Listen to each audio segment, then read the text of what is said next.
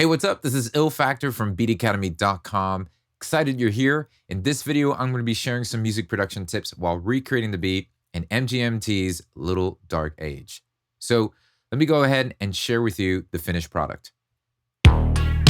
Breathing in the dark, lying on its side.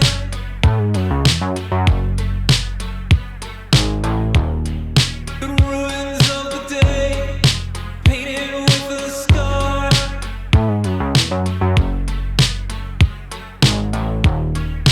Breathing in the dark, lying on its side. Now, I want to first start by saying thank you to all the subscribers to this channel who recommended this song for me to break down. This was a really tricky one because there's so many subtleties that go into sound designing and shaping the tones. And there's not a lot of stuff going on in the track, which makes it that much harder. Sometimes with the least amount of instrumentations, you have to make sure you've got the right sounds that fit together. So let's start by focusing in on the drums. And if you want to follow along with this video, you can have access to this Ableton Live session as well as the sounds by clicking the link below in the description box. So I've got a drum rack here loaded with some vintage drum machine sounds. We're focusing on the SP1200. We've got a kick, snare, and a hi-hat. All right, let's focus on the drums. So here we have a straightforward pattern. We've got the kick just on the beat 1 and beat 3, the snare on beat 2 and 4, and the hi-hat's just doing an 8-note pattern.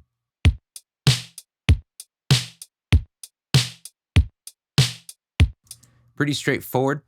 The drums aren't really huge on this. It's just nice and tiny. It's got that vintage vibe to it. So we'll warm up the drums a little bit by adding an EQ right after that. Take away some of the low end. And I'm going to go ahead and put the low pass or just cutting the highs on the EQ. And we'll put that there to make the actual drum sound overall a little bit warmer.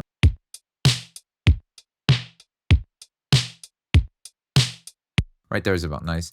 And we're going to add some harmonic saturation. We could use a saturator, but I might want to try the overdrive first. I'm going to try the overdrive. Reason why is because this is going to give you a bit more crunch right out of the gate than the saturator. So let's hit play and dial back to taste. A little too much crunch there. So I'm going to scale back to dry and wet, and I'm going to raise the dynamics. This is going to cause less compression on the actual distortion as well. And let's lower the tones. It got bright again, so we'll lower it down.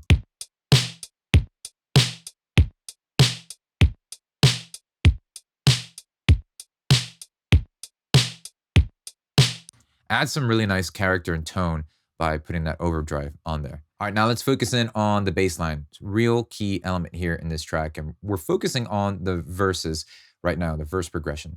So I'm going to use Ableton Live's wavetable, put that on a MIDI track, and let's start by choosing for our first oscillator a sawtooth. I'm choosing the sawtooth because the tone of the sawtooth is going to be a lot more buzzier, and when we tend to bring the filter down, it'll get rubbery. So when I listen to the bass line, it has this elastic feel to it.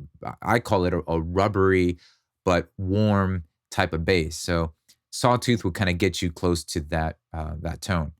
So oscillator 1, sawtooth, and let's first switch this from polyphonic to monophonic. Really good for basses to have it on monophonic so that you don't have any overlapping with notes. All right, now let's bring our filter frequency down because we're going to shave off that high end and give a little bit of resonance so that we'll get a little peak there. And let's go ahead and go to our matrix, and we're going to assign our second envelope to that filter frequency there. So I'm going to go, let's say, maybe around, not too drastic, maybe around 55. That's a good spot there. And then let's set our second oscillator, turn that on, same thing. And we'll go a whole octave lower here, -12 semitones, and we'll detune this slightly. Let's start there. That gives us a nice texture there with the detuning. So now we can add some more detuning by the unison. Okay, and then we'll switch that over to, let's say, the shimmer and add some, maybe about 6 voices. And I'm just gonna, by taste, lower the amount. Cool. Now we need to pay attention to the envelope 2, the one that we assigned to the filter frequency. We're gonna shape the response. And when you change this envelope, what we're doing is we're telling how should this the filter frequency cut off, how should it respond? Should it take a long time to close and open? That's more of the release. So if I put the release way up, you see how that the cutoff here takes a little while to get snapped back down. If we make a short release, it comes right back really quick. So this plays a big role in shaping the overall character of the filter opening up and closing. So let's bring the sustain all the way down because we want it nice and short. We don't want the openness of that filter to be long. So I'll bring it right around here. And then I'll also bring the decay up a little bit. And we'll leave it, and maybe just bring the release down a little bit like that. So I want it a little bit darker and deeper, so we'll bring the filter frequency a little bit lower there. And then we'll go ahead and make sure that the sustain is up on the amp envelope as well. I'm also gonna add a subharmonic frequency here. So I'm gonna make sure to bring that up and leave it maybe a whole octave lower and bring the tone up a little bit. All right, let's take a listen to the bass line and see where we're at so far.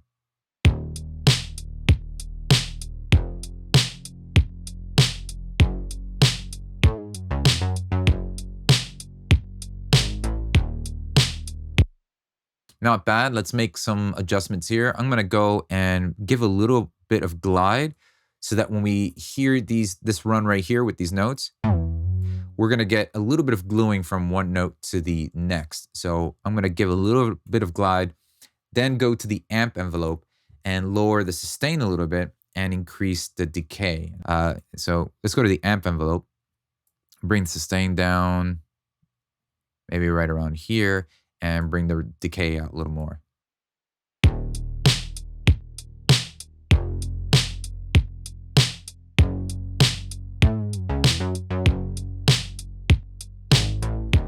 And give some filter drive. So put this on, give a little bit of that filter drive right there. And then let's get an EQ. We'll go to our EQ right here and maybe just shave off some of the higher end and just accent some more of that tone that we're looking for.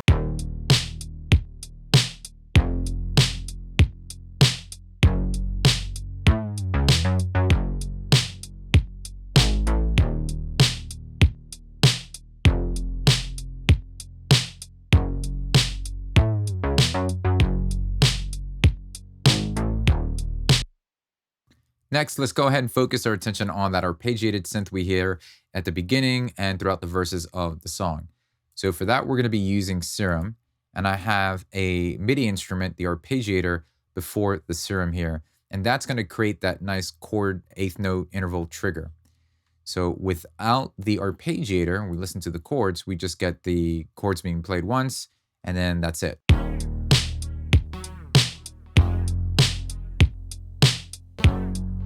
So we want that to be a nice eighth note interval.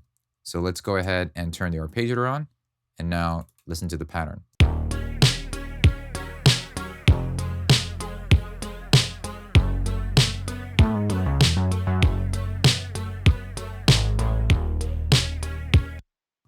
So let's take a look at what's going on in Serum. I'm starting with a preset patch, the pluck down pitcher.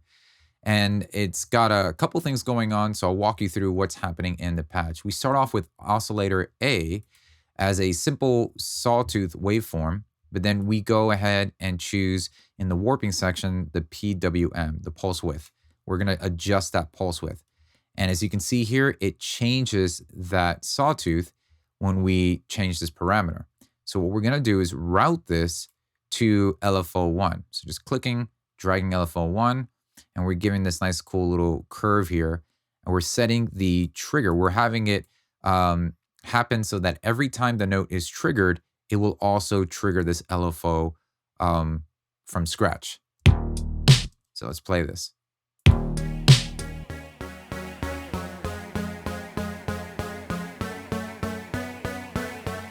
We're also setting some detuning here. So we're at 8 voice detuning. This is the sawtooth by itself.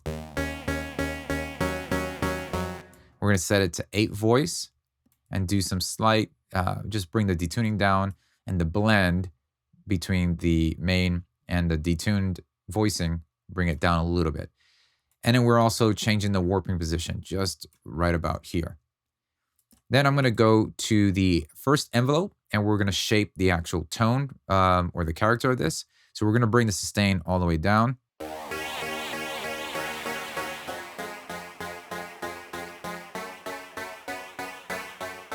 And adjust the decay as well. Now, once we've got that setting, that happening there, we're going to repeat the module. We're going to enable the filter so that oscillator air goes through this filter. And we're set it to low 24. And we're going to have LFO3 routed so that it's triggering the filter cutoff. As you can see here, it's going to be going down. So we're routing it so the filter goes down instead of opening up.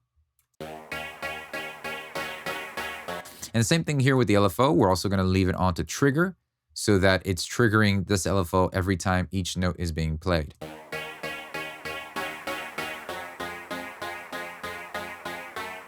And then oscillator B, turn on another sawtooth with an added, just an added wave here, just changing the wave position. And we're setting the warp here from to FM. We're gonna use some FM synthesis here from A. So now we just bend this until we find a nice sweet spot.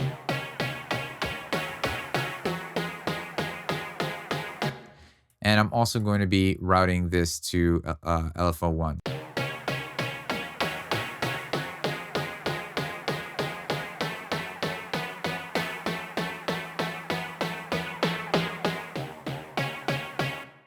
And then we'll go into the effects part here. We've got a filter on, just to control some of the highs overall.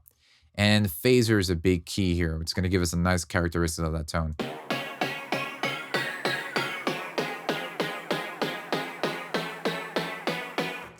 And let's delay the actual sound first and then run it through the phaser.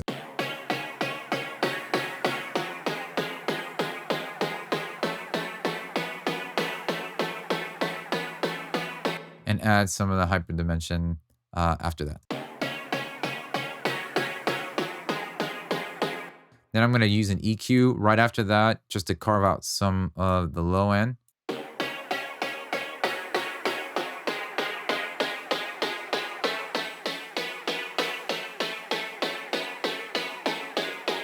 See what that's like with everybody else.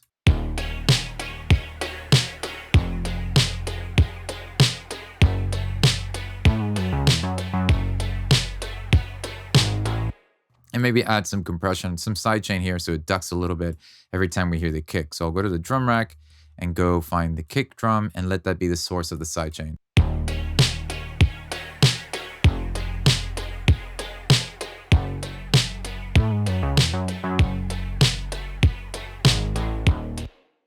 So now let's go ahead and focus on the vocal production in this song.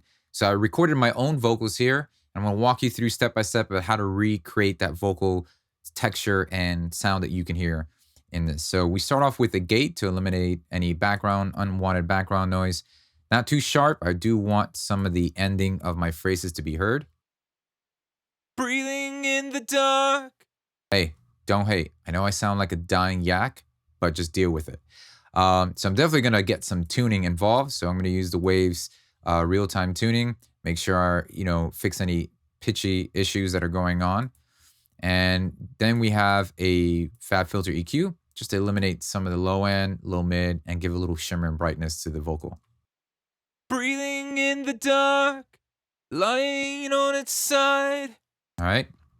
Then let's add some compression so we get a nice even performance here. LA2A for that. Breathing in the dark, lying on its side. So without it. Breathing in the dark. So this compression, instead of thinking of lowering the louder parts down, just think of the lower parts also coming up. So you can hear that difference when the compressor comes on. Breathing in the dark. Breathing in the dark. Now it's much fuller here. Breathing in the dark.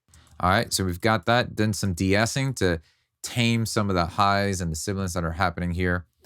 And I had a little bit of H delay, Breathing. but I was trying to create it by inserting a delay on here. Didn't actually end up working well. So I'm just using the Ableton Live chorus inserted directly onto the lead vocal. Breathing in the dark. And that's just gonna smear the lead vocal a little bit. Now, the secret sauce with all this and the effect you hear is really, it's almost like a reverse reverb, or it's kind of like a delay that's happening after. And so I'm gonna be using a Valhalla reverb. Love this reverb plugin. We've got the mix on full blast here, 100%, because we have it on a return track. So I'm gonna send a little bit of that, well, I'm gonna send a lot of my lead vocal to this return track. The trick is, though, to crank the pre-delay, have a big pre-delay so that you hear the reverbed vocal a little bit later than the dry lead vocal. So let's go ahead and send some of that. I also have an EQ here to carve out some of the high end and the low end of the reverb output, and a saturator, just give a little bit of crunch on the way out. Breathing in the dark.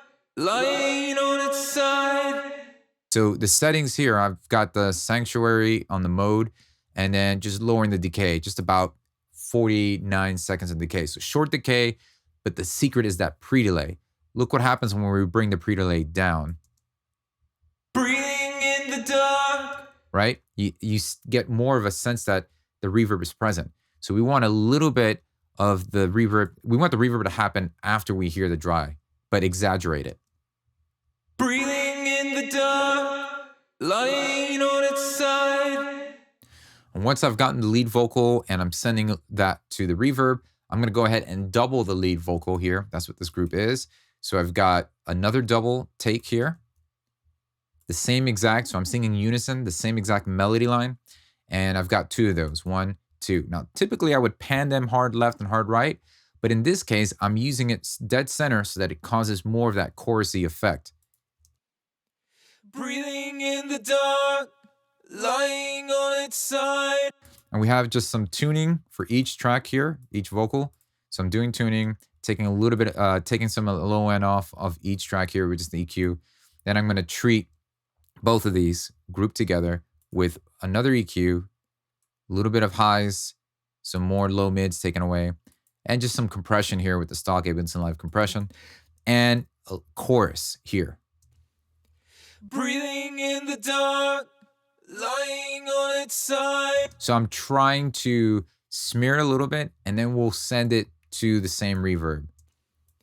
Breathing in the dark. And that's gonna send more to the reverb, so we'll get more of that ghostly effect on the output. So let's hear everything. Let's go ahead and close this. And now let's hear everything together. Breathing in the dark. Lying on its side.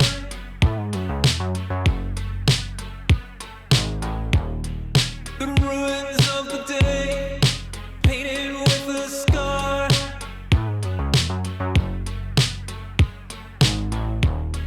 Well, thank you so much for watching this video, making it all the way through. As my gift to you for watching, I'd love to send you a sample pack loaded with construction kits, loops, one-shot effects, and the yours absolutely free and they're royalty free. Feel free to use them in your projects. Just click the link below in the description box to download that, as well as the files for this session so you could follow along. You'll find it in the same link.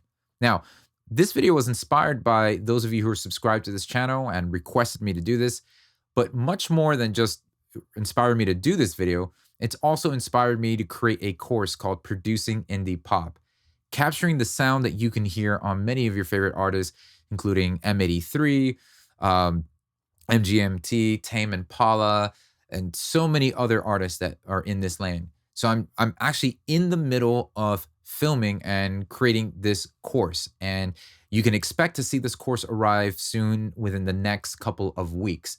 So if you want to get on the waiting list or you want more information about this course, and there's still time for me to add that little extra something that you want me to focus on, well, be sure to click the link below in the description box or visit beatacademy.com/indiepop. Get on the waiting list and also respond with letting me know what you would like me to focus in on this course as I start to wrap this up. Really excited about this. And so thank you once again for the inspiration. And if you're new to this channel, be sure to subscribe, like the video so you can stay up to date with upcoming videos and upcoming live Q&As. See you soon.